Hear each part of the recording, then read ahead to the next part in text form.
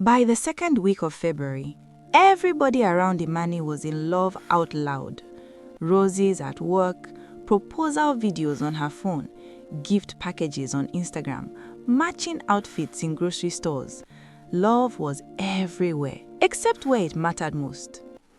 Imani lived in South Fulton, Georgia, in a 2-bedroom apartment that always smelled like laundry soap and reheated leftovers.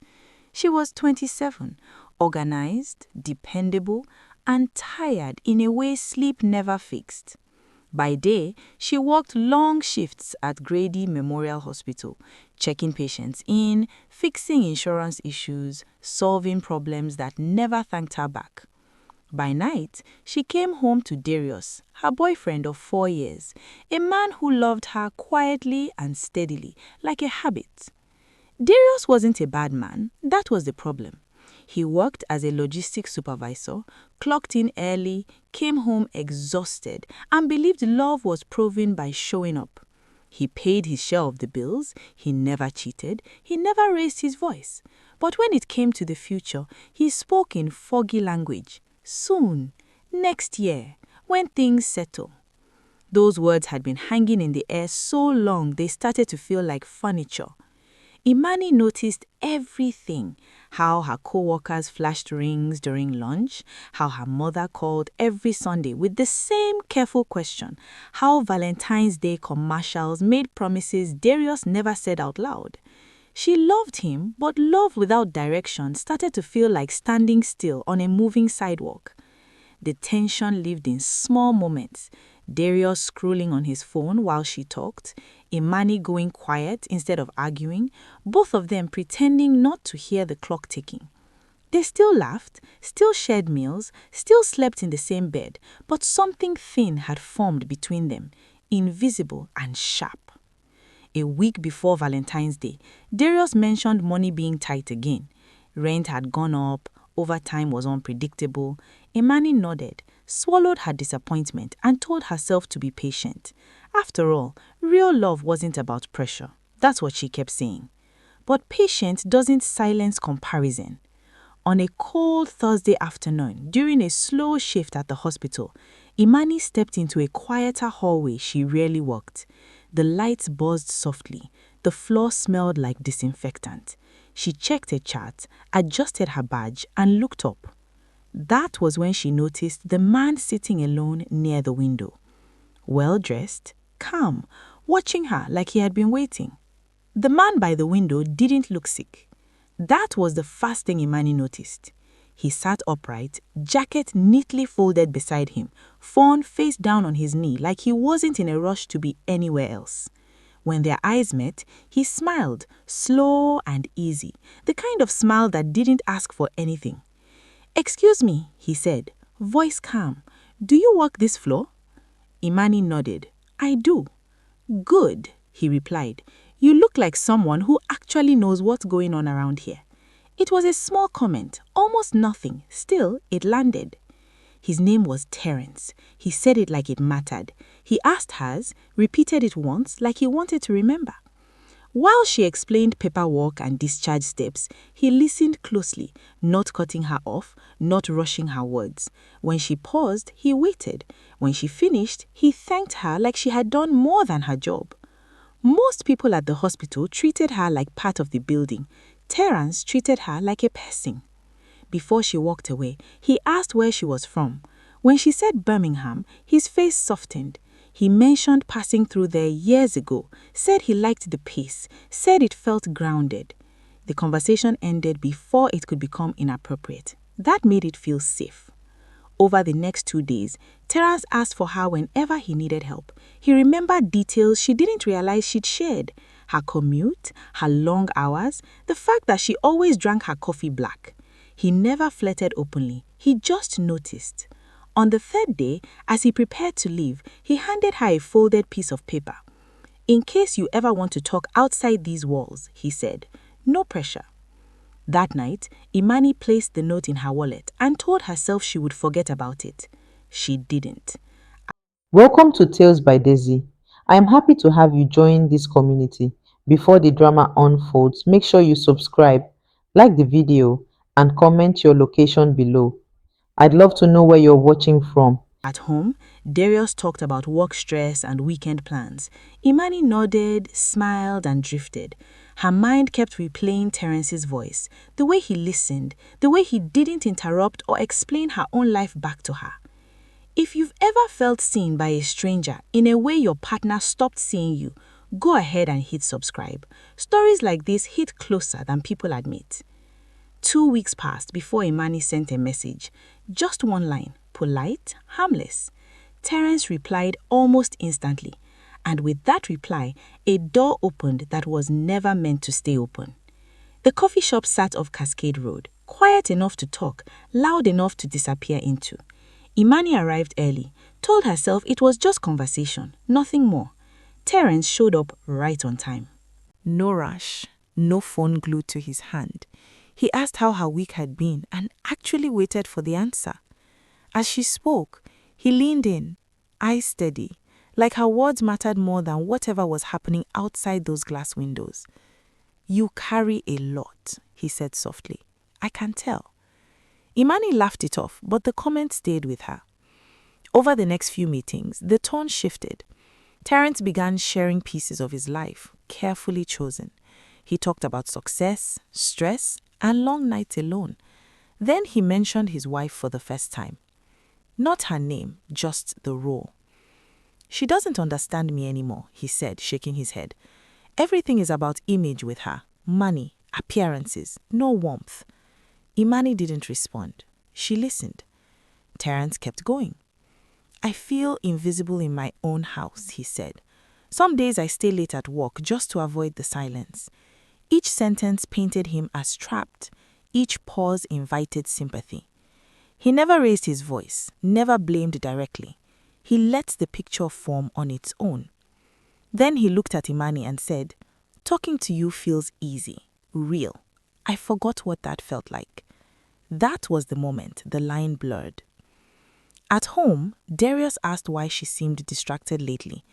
Imani said work was stressful. Another half-truth added to the pile. Here's a quick pause. If you've ever mistaken attention for connection, hit subscribe. Stories like this don't start loud, they start familiar. The next time Terence texted, it wasn't about coffee. "Let me take you somewhere nice," he wrote. "You deserve more than routine."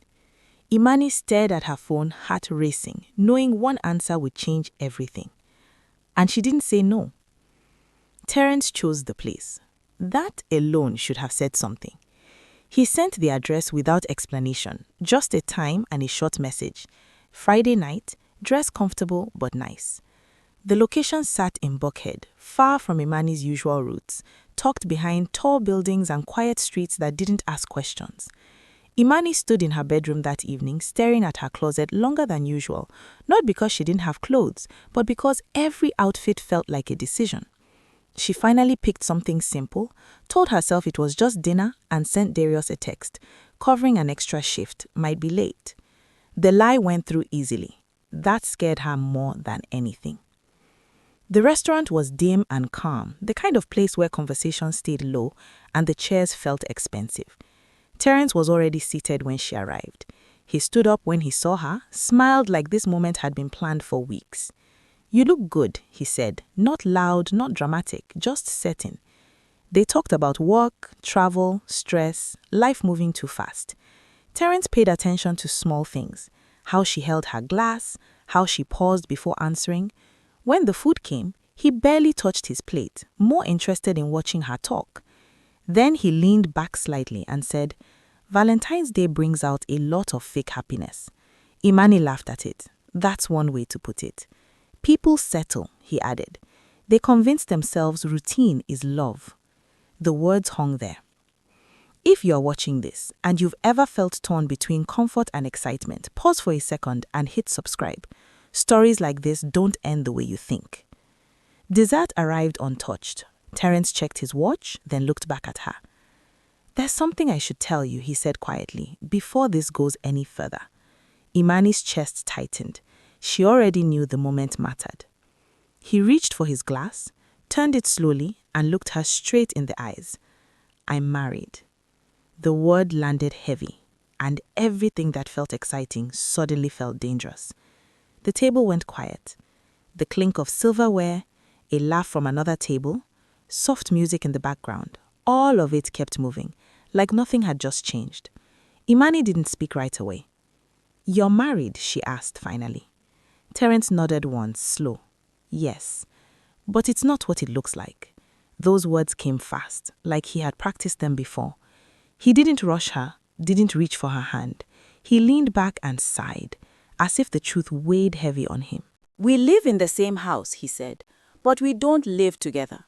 Everything is business now, appearances, meetings, events." Imani stared at the table, her heart thumped hard against her chest. "I should go," she said quietly. Terence didn't stop her. That was the trick. Instead, he said, "I get it. I just didn't want you thinking I'm some kind of liar." She sat back down. That opened the door. He talked about his wife the way older men often do when they want sympathy. He said she changed after money came, said she cared more about status than connection, said she criticized everything he did, everything he wasn't. He painted her as cold, distant, ungrateful. "I feel like I'm already alone," he said. "I just sleep next to someone." Imani listened, confused and quiet. Part of her knew she was hearing one side. Another part felt pulled in. He wasn't yelling, he wasn't bitter, he sounded tired. "You're different," he added. "You still have warmth. You still see people." That line hit harder than she expected. Terence explained that living wasn't simple. Shared assets, public image, complicated timing. He said divorce would come, just not fast. He said he hadn't felt peace in years until he met her. He never said he wanted her to replace his wife. He just made her feel chosen. If you are watching this and you've ever heard someone speak badly about their partner to make space for you, pause and hit subscribe. These situations don't start wrong. They slide there. Imani asked one question that mattered. "Why tell me now?" Terence held her gaze. "Because I respect you enough not to lie." That sounded honorable. It felt responsible. It wasn't. She went home that night and lay next to Darius, staring at the ceiling. He slept peacefully, unaware that her heart was already splitting in two. She didn't touch him. She didn't cry. She just felt restless. The next morning, Terence sent a message. "I don't expect anything from you," it read. "I just want honesty between us." Imani stared at her phone longer than she should have, because deep down she already knew this wasn't about honesty.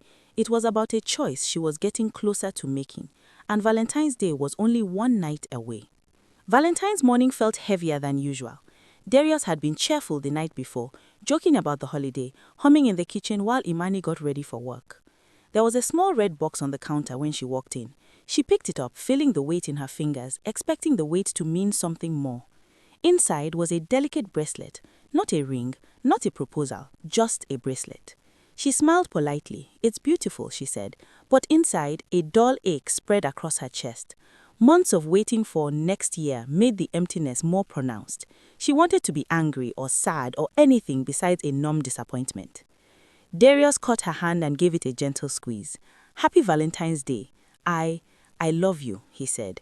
His voice had that quiet certainty that had always been the steady part of her life, the part she had loved. She nodded and hugged him briefly, letting the words slip past her like air. That night, she texted Terence, "Dinner?" He replied almost immediately, "I've got a table reserved, Buckhead, 8 p.m. She told Darius she was covering a late shift again. He didn't question it this time. She knew he trusted her. He had always trusted her, and that made the next step feel like a betrayal even before it began. The restaurant smelled of candle wax and roasted garlic. Terence was already waiting. He stood, smiling, as if she were the only person in the city that mattered. "You look amazing," he said, voice soft but confident, not like a compliment meant to impress, like it was meant to mark her. The meal passed in a blur of laughter, quiet conversation, and subtle touches of connection. Terence didn't speak much about his wealth, his condo, or his cars. Instead, he talked about freedom, choice, and being understood. He carefully inserted lines about his wife, the way older men do. "She's cold sometimes, doesn't appreciate effort. We live together, but we don't live together. I haven't felt seen in years." Imani felt it, the trap, the thrill, The rush of attention she hadn't realized she craved. She knew it was dangerous. She knew it was wrong, but she also couldn't stop listening. After dessert, Terence leaned closer. "I want you to know," he said, "everything I've said about her is true, but none of this changes how I feel about you." Imani's phone buzzed silently in her bag, a reminder from Darius wishing her a happy Valentine's Day. She ignored it. For the first time, she felt alive, but also terrified. If you've ever had someone make you feel like the world is yours while quietly standing on someone else's ground, pause for a second and hit subscribe. These moments aren't easy to see clearly until it's too late. By the end of the night, Terence walked her to her car. He didn't hold her hand, didn't ask for anything. But when he leaned in to say goodbye, his eyes promised something she couldn't name. And in that moment, Imani knew, once she crossed that line, there would be no going back. Little did she know, that choice would shatter everything she thought she knew about love, loyalty, and herself. After Valentine's night, everything changed. Terence started texting more frequently, but never too much, enough to remind her he was there, without seeming desperate. He invited her to a condo in Midtown she had only seen in magazines. High ceilings, floor-to-ceiling windows, city lights that blurred together like a dream. It wasn't hers, but for the first time in a long time, she felt like she belonged somewhere bigger than herself. "Welcome to what you deserve," he said, casually tossing a jacket over a chair. His words weren't loud, but they carried weight. Dinner followed in the same quiet elegance, conversation floating between laughter, shared opinions, and subtle compliments that hit deeper than she wanted. He never mentioned Darius. He didn't need to. That part of her life, the steady, patient part, faded quietly in the background. Terence didn't just show luxury. He showed attention, the kind that made her feel chosen, even when he spoke about his wife. She's changed," he said one night, his tone calm, almost tired. "Everything I do, she criticizes. Every choice I make, she judges. Sometimes I wonder if she even sees me anymore." He framed it as fact, not complaint. And Imani, young, ambitious, and craving recognition, believed him. It made her feel needed, like she was helping fix a man trapped by someone else's mistakes. Over the next few weeks, her life became a blur of upscale dinners, late-night drives, and weekend trips she never imagined. He even got her the latest Samsung, which had not yet been released in the market, the S26. The soft life was intoxicating, but sharp edges lurked in every carefully planned moment. Terence's control started to appear in small ways, checking where she was, subtle guilt if she was late, reminders of what he gave her.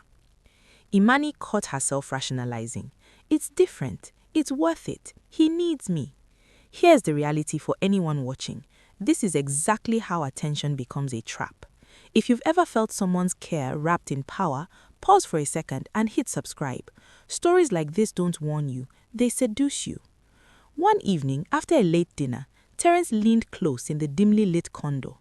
"I'm serious about us," he said, "but you should know, things with her are complicated. She isn't going anywhere fast. I can't risk everything yet." Imani froze. The life she was falling into wasn't free. It had strings, and for the first time, she wondered if the excitement was worth the cost. She drove home that night, lights blurring past, heart racing, because in the shadows of Terence's generosity, she didn't realize, the moment she fully stepped in, the illusion could shatter. And soon it would. It was a quiet Saturday afternoon when Imani first saw her. She was tall, polished, walking with calm confidence, and her eyes locked on Imani immediately. There was no introduction, no hesitation. "I'm Monica," the woman said, steadiness in her tone, "Terence's wife." Imani froze, heart pounding. She had expected anger, screaming, accusations. Nothing, just calm. Monica didn't yell, she didn't cry, she smiled faintly, almost sad. "I just wanted to see who he's been spending his time with," she said, her voice soft but firm.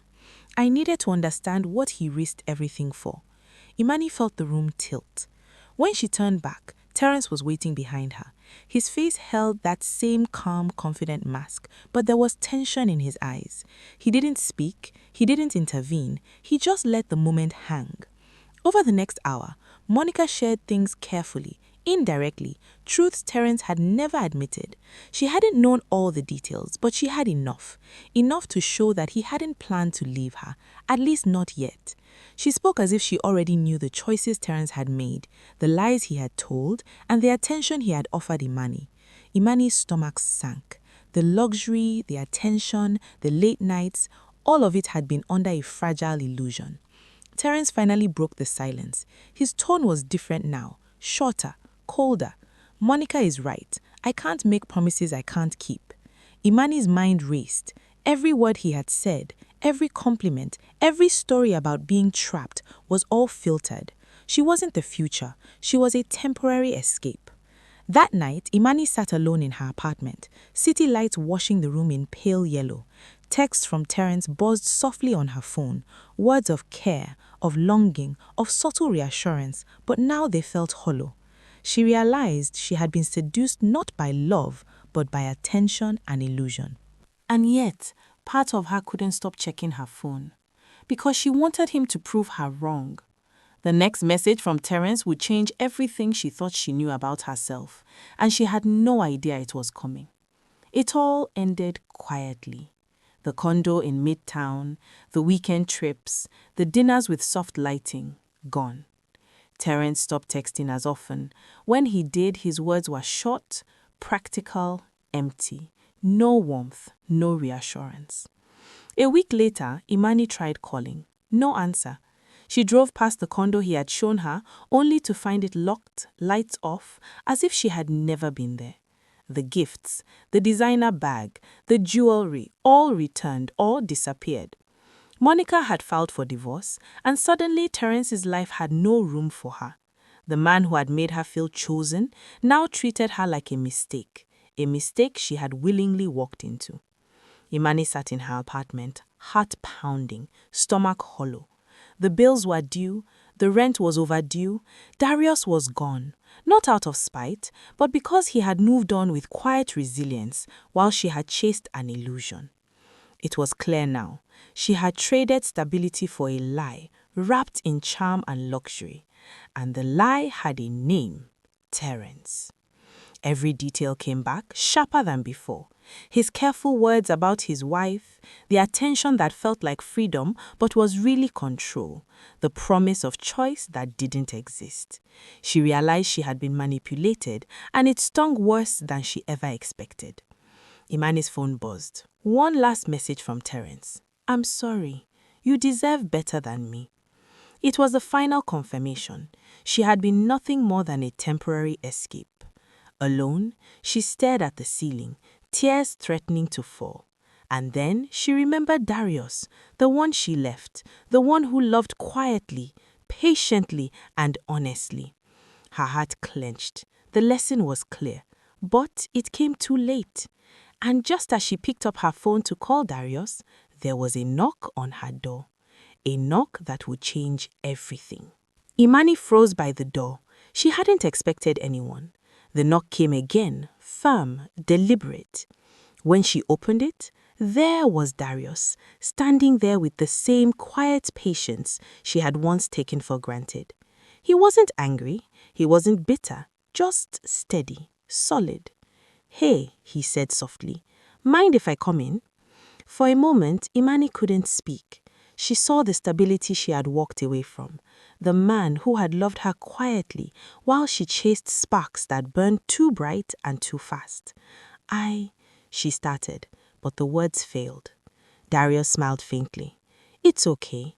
I heard what happened with Terence. The truth landed heavier than she imagined. The man she thought cared for her, who had made her feel chosen, had abandoned her when things got real. Imani's chest tightened as reality sank in. She had traded honesty and patience for luxury and charm and lost it all. I was planning to ask you to marry me. I wanted it to be a surprise, Darius said, almost like it was nothing. Imani felt the world tilt. Months of longing, excitement, temptation gone. and all because she had doubted steady love in favor of illusions. Darius reached out gently. I can't undo the past, but I can tell you this. Real love doesn't abandon you when life gets messy. Real love shows up quietly and consistently, even when it's not glamorous. Imani's tears pricked her eyes. She wanted to run into his arms. She wanted to explain. She wanted to turn back time. But some lessons were too late, learned in heartbreak. Here's a truth for anyone watching. Attention can feel like love, but it rarely is. Stability, honesty, patience, those are the real treasures. If you are watching and you or anyone around you can relate to this story, you are not alone. Hit subscribe and share your experience in the comments. Lessons like this save more than hearts, they save futures. Imani looked down at her hands, the bracelet she kept as a memory of Terence glinting in the sunlight. She knew one thing for certain, she would never ignore quiet love again. And as Darius reached for her hand, she realized the harsh truth of her choices. Sometimes, the love you need is the love you left behind. The story ended, but the lesson stayed. If you enjoyed this story, don't forget to like, comment, and share with your friends. Hit subscribe for more dramatic tales and check out our other stories on our channel. There's always another twist waiting for you.